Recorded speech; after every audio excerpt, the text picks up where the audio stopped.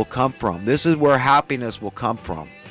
When we can sleep good at night and forgive our enemies, forgive those that have done us wrong, and wish the best for them, and bless those that persecute us and hate us unjustifiably.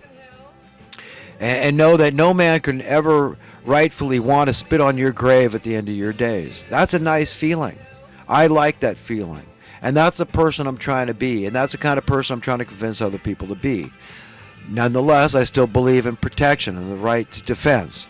I believe a man has a chivalrous, a gallant right, a valiant right to go out and protect the innocents, women, children, the handicapped, the disabled, anybody else out there, okay? We have not only a right, but an obligation to do those things. So I'm a strong supporter of the Second Amendment.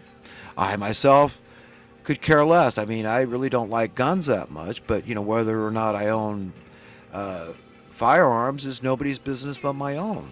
You know, it's between God and I. I mean, anybody out there of sound mind, if you believe, look, this is my motivation for packing heat, is that I want to be able to protect somebody if necessary, and that somebody might be myself. That's your prerogative as a human being.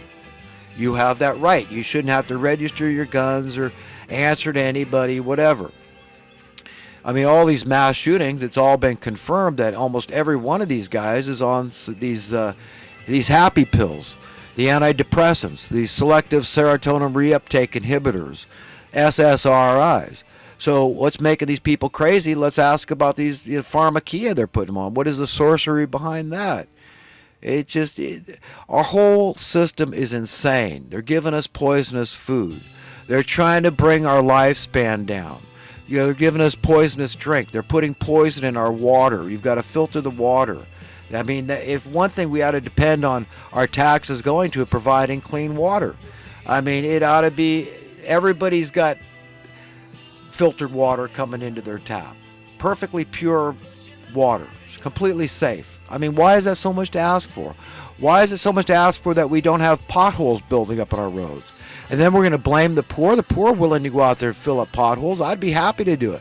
Oh, no, it's a big deal. You got to talk to the highway department and this and that. I mean, you know, I could probably round up volunteers to fill up the potholes. But yet, this is the kind of stuff that we pay all our tax dollars and we support the system, and yet it's going down the tubes. All the stuff we want isn't happening, and the stuff we don't want is happening. The system just doesn't know what it's doing, and it's obvious. It's not the individuals out there, the decent individuals that are discombobulated. Really, it's a system. So we can't help but be discombobulated because we're dealing with a discombobulated system. We're dealing with madmen, idiots, and evil people, insane people, and just plain mean people. That's it. That's enough. The evil genius, the mad science, and just corrupt criminal individuals, murderous gaggle of merciless, ruthless thugs. That's who is really at the top of this pyramid. So everybody out there, I'm appealing to everybody, law enforcement. I'm appealing to military. I'm appealing to anybody in a position of power that's already, taking a paycheck from the system. Remember that, if you want to complain about the poor people being on welfare, make sure you understand that you're on welfare too. You're taking from the trough the tax dollars out there, and you have an obligation to we the people, not to the money masters. Look, what if your currency was sound and it was going up in worth? You didn't have to worry about numbers and chasing your tail and seeing your mortgage go up and your taxes go up as your currency is debased. They got to raise the numbers and act like they know what they're doing when they don't. I mean, Janet Yellen raises interest rates by 1/4%, and it's wreaking havoc in the stock market. We see what's going on here. Okay, we know what's going on. I know very well what's going on. And it's all a big charade. It's a scheme. It's a scam. It's a lie from the pit of hell. It's oppression. It's tyranny. And we've all got to get that. We've all got to get the only way that we can extricate ourselves out of this mess is with knowledge. What they say, with knowledge comes power. And we need to unify. All the people that are not really what I call socialists, these people are really, a lot of them are egalitarians. Okay? And they don't believe in the Robin Hood theory. They believe that the taxes, look, I don't want it to come out of the pockets of the poor or the middle class. I don't want it to come out of the pockets of the rich. But it needs to come from somewhere, okay? That's all I'm saying, is that the wealth exists in a nation. And like Adam Smith, the wealth primarily exists in a willing workforce. And if we don't have a willing workforce, stop blaming the poor dumb kid living in his mother's basement that just wants to play games all day. Let's at least blame the culprits. This is cause and effect. Nothing is happening in a vacuum. This is one thing leading to another. And we got to blame the right party. Those are the people manipulating markets, these special interest groups, okay, that are being created by these kingpins out there to keep us divided, to keep our interests divided, okay? To say, well, look, in order for this guy to win, this guy's got to lose. No, it doesn't have to be that way. Have your cake, eat it. I'm not the tax man. Don't blame me. Don't blame Bernie Sanders. Don't give him the power. Don't acquiesce. That's it. Don't acquiesce, but don't blame other people, okay? I don't like it, but what they say about the cost of living, this is a tax. This is a very real tax. People have to pay it. I mean, there's a lot more ways to evade paying your taxes, folks. I know there's attorneys out there that find loopholes for the rich. This is why the rich always get off scot-free. They got their money offshore. They hide it in a nonprofit, okay?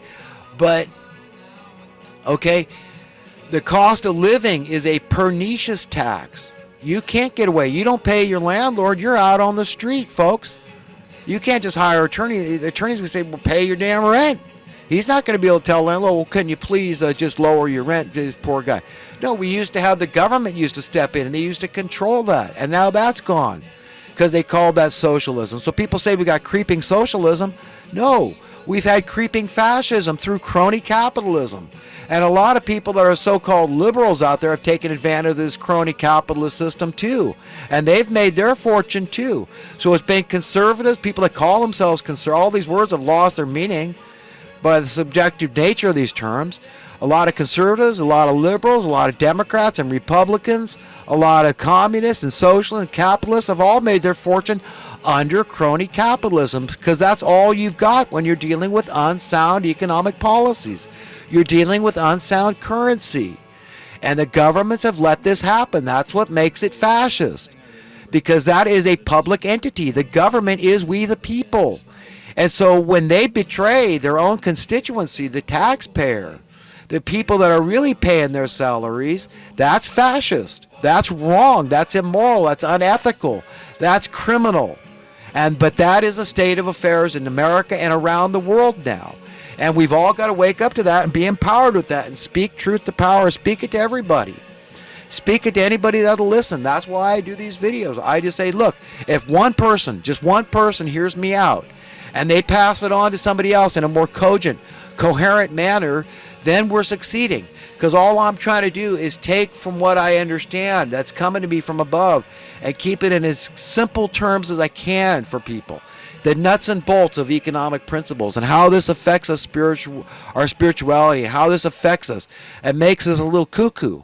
It does. It makes us nuts. I mean, anybody that wants to engage in escapism is a little bit nuts. Why would you want to stay when it's such a beautiful planet? Like the poem my dad always used to read to me. The earth is so full of such a number of things. We should all be as happy as kings. We've been all given great bounty by God Almighty, God above. And that's all he wants. He wants us to frolic on his green earth. Look at the sacrifice Jesus gave us. All the levity that we're all recipients of, that so many people are oblivious to. They don't know that people didn't even used to laugh. That the grace and mercy that Jesus brought us, this is the levity. This translates to laughter, the greatest medicine. We can laugh in the face of death. Jesus Christ took away the sting of death. Do we look to God and thank God and say, wow, this is awesome. I'm so glad I'm a part of this thing. No, we're always dragged down into the mud by these elitists, these hypocrite rulers, okay, that live by a double standard. You know, human beings are bad and we're overpopulated and we're going to control the way you think. We're going to control population through a myriad of different ways. And we're going to bring your lifespan down in a plethora of different ways. and we're gonna discombobulate you in a multitude of ways. Okay, you know what? We've got to say we get it, all of us in unison, and say no. We can have our cake and eat it too. We can have prosperity across the board, not leave anybody out of the loop. And it's not forced. It's not. I'm not digging into your pocket, folks. I'm talking to everybody out there.